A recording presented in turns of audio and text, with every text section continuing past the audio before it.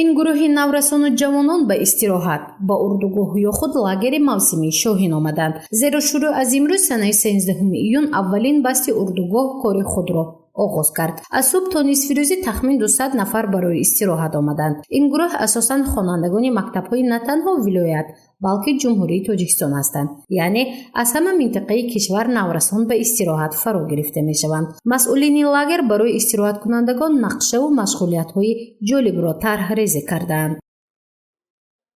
Все смены посвящены именно нашему государству, Республике Таджикистан, и поэтому все конкурсы, все мероприятия будут направлены на изучение своего государства. В игровой форме, в конкурсной форме, в различной форме.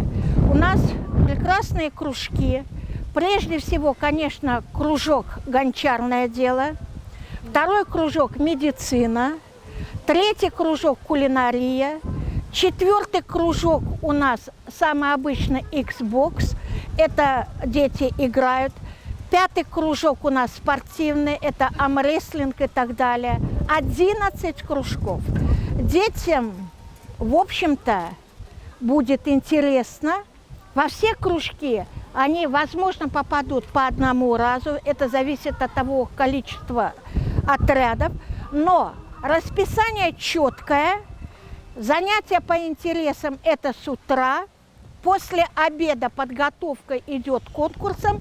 Вечером конкурсная программа на эстраде. У нас предусмотрены обязательно это костер, как положено в лагере. У нас предусмотрена встреча рассвета, как положено в лагере. И, естественно, разные шоу на воде. Это «Нептун», вечернее шоу.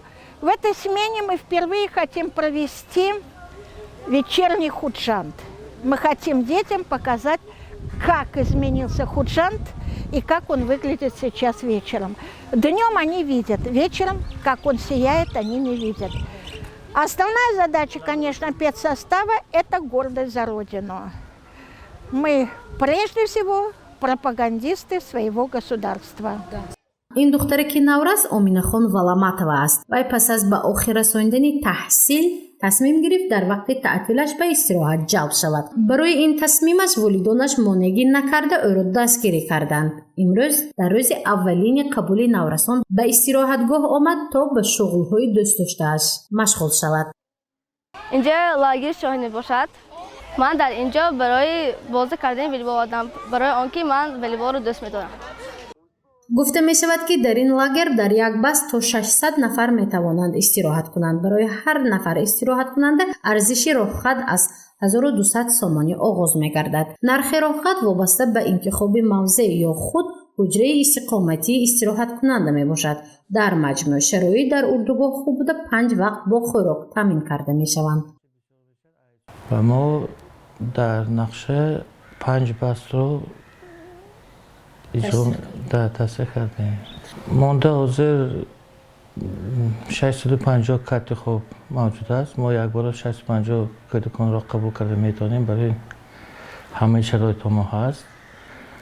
200 нафар дар бинои зимистона ва мондагӣ 450 нафар дар бинои тобистона бо шароитҳои ба худ мувофиқ қабул карда метавонем. 20 нафар кӯдакон ба якта мураббӣ ва якта волонтёр вобаста мешаванд. мувофиқ аст чанд қадри кӯдакон биён ҳар як бастбе мо ҳамин қадар муалlimу мураббиён кади вака метавонем қабул карда метавонем. не зиёда аз 20-25 нафар дар як гурӯҳ. ҷамъият ҳамаи шароитро муҳайёст барои қабули кӯдакон. мақсад برای بچه‌های در تعطیل تابستانه برای سالم گردانی آنها سهم گذاشتن مقصدم. лагери Шоҳин дар мавсими тобистонаи имсола то 5 баст истироҳаткунандагонро қабул менамояд. сину соли онҳо аз 8 то 18 соларо ташкил медиҳад. ҳоло басти аввал оғоз гардид ва он 10 рӯз идома мекунад. басти дуюм аз санаи 24 июл то 4 июл. басти сеюм бошад аз 5 июл то 14 июл идома мекунад ва дар маҷмӯъ 5 баст 10 рӯза фаъолият мекунад. Мы сегодня празднуем свое десятилетие лагеря. Именно 14 июня президент Республики Таджикистан, наш лидер нации, наш основатель мира и стабильности открыл этот лагерь.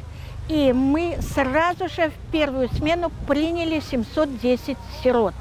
Это было 10 лет назад. Сегодня в честь юбилея мы также открываемся. Уже вот на эту минуту мы приняли 49 детей. Почему? Потому что мы поставили задачу 3О. 3 причины, по которым надо посетить наш лагерь. Первое – это отдых. Вторая причина – это обучение. Третья причина – это образование. урдугоҳ ё худ лагери шоҳин дар назди ҷамъияти дорои масъулияташ маҳдуди Бонки Миллии Тоҷикистон 10 сол мешавад ки фаъолият мекунад. истироҳатгоҳи мазкур дар як мавсим беш аз 2000 нафарро ба истироҳат ҷалб менамояд ва тамоми шароитро барои солимгардонии онҳо фароҳам оварданд. мақсади урдугоҳ ин дар таътил ҷалб намудани наврасон ба машғулиятҳои гуногуни ҷисмониву зеҳнӣ ва ақлонӣ мебошад ва ба рушди онҳо саҳм мегузорад. гузориши Мафтун Шукурова, Наимҷон Оюбов барои барномаи иттилоотии Хабар.